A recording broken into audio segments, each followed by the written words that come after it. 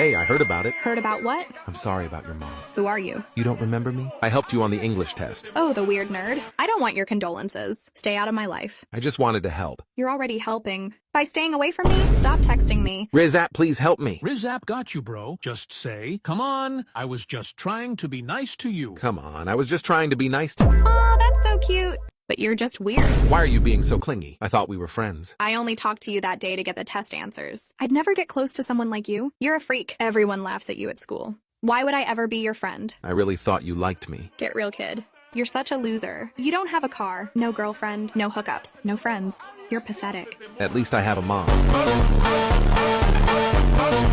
You're hilarious. Wait until I tell my... Tell who? Your mom? Oh, wait, I forgot you don't have one. No, I'll tell my sister. She'll destroy you. My mom will protect me. You think you're so funny? Yeah, my mom tells me great jokes. Want to hear one? No. Knock, knock. Who's there? Hint, it's definitely not your mom.